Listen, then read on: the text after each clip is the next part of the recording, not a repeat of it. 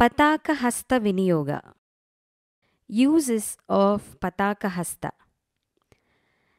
Natyarambhe varivahe vane vastuniषेधने कुचस्थले निशायां च नद्याम् अमरमण्डले तुरंगे खण्डने वायौ शयने गमनोद्यमे प्रतापे च प्रसादे च चन्द्रिकायां घनातपे कवाटपाटने सप्तविभक्त्यर्थे तरङ्गके वीथिप्रवेशभावेऽपि समत्वे च अङ्गरागके आत्मार्थे शपथे चापि तूष्णीं भावनिदर्शने तालपत्रे च खेटे च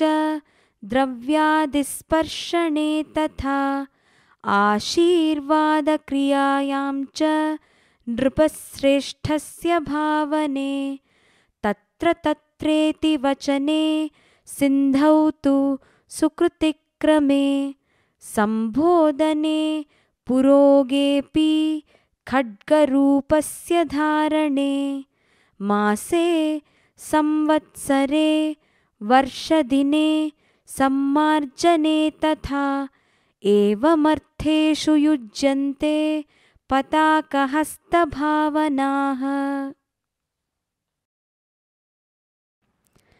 त्रिपताकहस्तविनियोगा. Uses of त्रिपताकहस्त.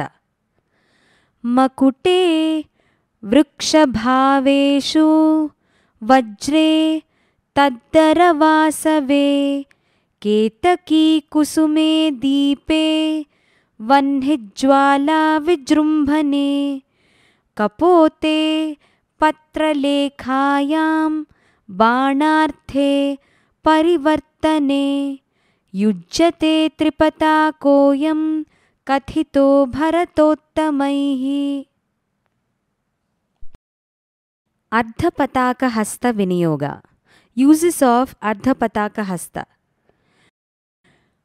पल्लवे फलके तीरे उभयोरिति वाचके क्रकचे छुरिकायां च ध्वजे गोपुरशृङ्गयोः युज्यते अर्धपताकोऽयं तत्कर्म प्रयोगके। कर्तरीमुखहस्तविनियोगा. Uses of कर्तरीमुखहस्त. स्त्रीपुंसयोस्तु विश्लेषे विपर्यासपदेऽपि वा लुण्ठने नयनान्ते च मरणे भेदभावने विद्युदर्थे एकशय्याविरहे पतने तथा लतायां युज्यते यस्तु सकरः कर्तरीमुखः। मयूरहस्तविनियोगा. Uses of मयूरहस्त. मयूरास्ये लतायां च शकुने वमने तथा अलकस्यापनयने ललाटतिलकेषु च नद्युदकस्य निक्षेपे शास्त्रवादे प्रसिद्धके एवमर्थेषु युज्यन्ते मयूरकरभावनाः। अर्धचन्द्रहस्तविनियोगा. Uses of अर्धचन्द्रहस्त. चन्द्रे कृष्णाष्टमी भाजी गलहस्तार्थकेऽपि च भल्लायुधे देवतानामभिषेचनकर्मणि भुक्पात्रे च उद्भवे कठ्यां चिन्तायाम् आत्मवाचके ध्याने च प्रार्थने चापि अङ्गानां स्पर्शने तथा प्राकृतानां नमस्कारे अर्धचन्द्रो नियुज्यते। अराळहस्तविनियोग यूसेस् आफ् अराळहस्त विषाद्यामृतपानेषु प्रचण्डपवनेऽपि च शुकतुण्डहस्तविनियोग यूसेस् आफ् शुकतुण्डहस्त बाणप्रयोगे कुन्दार्थे आलयस्य स्मृतिक्रमे मर्मोक्त्याम् उग्रभावेषु शुकतुण्डो नियुज्यते मुष्टिहस्तविनियोग यूसेस् आफ् मुष्टिहस्त स्थिरे कचग्रहे दार्ढ्ये वस्त्वादीनां च धारणे मल्लानां युद्धभावेऽपि मुष्टिहस्तोऽयमिष्यते शिखरहस्तविनियोग यूसेस् आफ् शिखरहस्त मदने कार्मुके स्तम्भे निश्चये पितृकर्मणि ओष्टे प्रविष्टरूपे च रदने प्रश्नभावने लिङ्गे नास्तीति वचने स्मरणे अभिनयान्तिके कटिबन्धाकर्षणे च परिरम्भविधिक्रमे घण्टानिनादे शिखरो युज्यते भरतादिभिः कपित्थहस्तविनियोग यूसेस् आफ् कपित्थहस्त लक्ष्म्यां चैव सरस्वत्यां नटानां ताळधारणे गोदोहने अप्यञ्जने च लीलाकुसुमधारणे चेलाञ्चलादिग्रहणे पटस्यैवावगुण्ठने धूपदीपार्चने चापि कपित्थः सम्प्रयुज्यते कटकामुखहस्तविनियोग यूसेस् आफ् कटकामुखहस्त कुसुमावचये मुक्ताश्रद्धानां धारणे तथा शरमध्याकर्षणे च नागवल्लीप्रदानके कस्तूरिकादिवस्तूनां पेषणे गन्धवासने वचने दृष्टिभावेऽपि कटकामुख इष्यते सूचिहस्तविनियोग यूसेस् आफ् सूचिहस्त एकार्थेऽपि परब्रह्मभावनायां शतेऽपि च रवौ नगर्यां लोकार्थे तथेति वचनेऽपि च यच्छब्देऽपि च तच्छब्दे विजनार्थेऽपि तर्जने कार्ष्ये शलाके वपुषि आश्चर्ये वेणिभावने छत्रे समर्थे पाणौ च रोमाल्यां भेरिवादने कुलालचक्रभ्रमणे रथाङ्गमण्डले तथा विवेचने दिनान्ते च सूचिहस्तः प्रकीर्तितः चन्द्रकलाहस्तविनियोग यूसेस् आफ् चन्द्रकलाहस्त चन्द्रे मुखे च प्रादेशे तन्मात्राकारवस्तुनि शिवस्य मकुटे गङ्गानद्यां च लगुडेऽपि च एषां चन्द्रकला चैव विनियोज्या विधीयते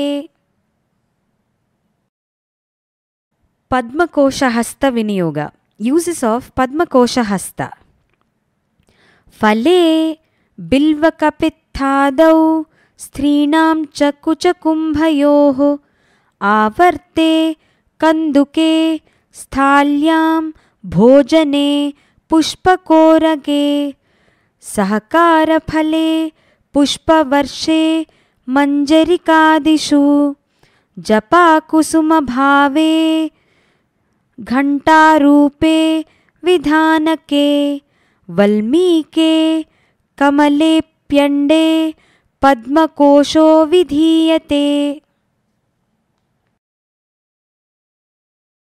सर्पशीर्षहस्तविनियोग यूसेस् आफ् सर्पशीर्षहस्त चन्दने भुजगे मन्द्रे प्रोक्षणे पोषणादिषु देवस्य उदकदानेषु आस्फाले गजकुम्भयोः भुजस्थने तु मल्लानां युज्यते सर्पशीर्षकः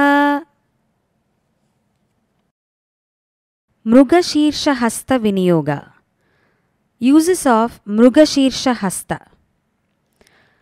स्त्रीणामर्थे कपोले च चक्रमर्यादयोरपि भीत्यां विवादे नेपथ्ये आह्वाने च त्रिपुण्ड्रगे मृगमुखे रङ्गवल्ल्यां पादसंवाहने तथा सञ्चारे च प्रियाह्वाने युज्यते मृगशीर्षकः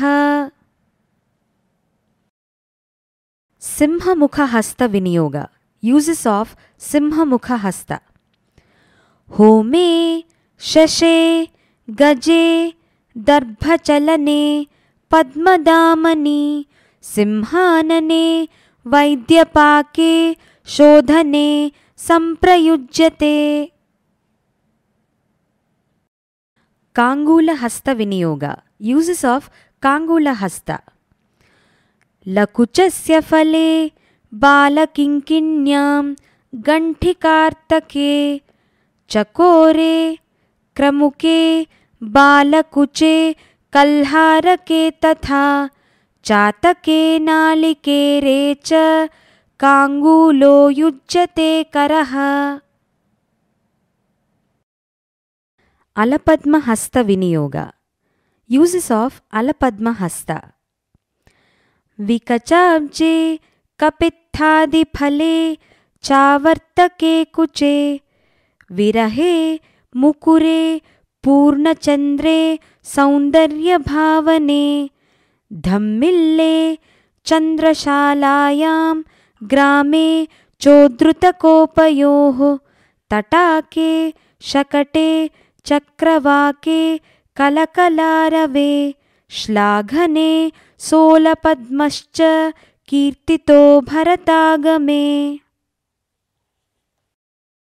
चतुरहस्तविनियोग यूसेस् आफ् चतुरहस्त कस्तूर्यां किञ्चिदर्थे स्वर्णे ताम्रे च लोहके आर्द्रे खेदे रसास्वादे लोचने वर्णभावने प्रमाणे सरसे मन्दगमने शकलीकृते आनने घृततैलादौ युज्यते चतुरः करः भ्रमरहस्तविनियोग यूसेस् आफ् भ्रमरहस्त भ्रमरे च शुके पक्षे सारसे कोकिलादिषु भ्रमराख्यश्च हस्तोऽयं कीर्तितो भरतागमे हंसास्य हस्तविनियोग यूसेस् आफ् हंसास्य हस्त माङ्गल्ये सूत्रबन्धे च उपदेशविनिश्चये रोमाञ्चे मौक्तिकादौ च दीपवर्तिप्रसारणे निकषे मल्लिकादौ च चित्रे तल्लेखने तथा दंशे च जलबन्धे च हंसास्यो युज्यते करः हंसपक्षहस्तविनियोग यूसेस् आफ् हंसपक्षहस्त षट्सङ्ख्यायां सेतुबन्धे नखरेखाङ्गणे तथा पिधाने हंसपक्षोऽयं कथितो भरतागमे संदंशहस्तविनियोग यूसेस् आफ् संदंशहस्त उदरे बलिदाने च व्रणे कीटे महाभये अर्चने पञ्चसङ्ख्यायां संदंशाख्यो नियुज्यते. मुकुलहस्तविनियोग. Uses of मुकुलहस्त. कुमुदे भोजने पञ्चबाणे मुद्रादिधारणे नाभौ च कदलीपुष्पे युज्यते मुकुलः करः. ताम्रचूडहस्तविनियोग. Uses of ताम्रचूडहस्त. कुक्कुटादौ बके काके ऊष्ट्रे वत्से च लेखने युज्यते ताम्रचूडाख्यो करो भरतवेदिभिः. त्रिशूलहस्तविनियोग. Uses of त्रिशूलहस्त. बिल्वपत्रे त्रित्वयुक्ते त्रिशूलकर ईरितः.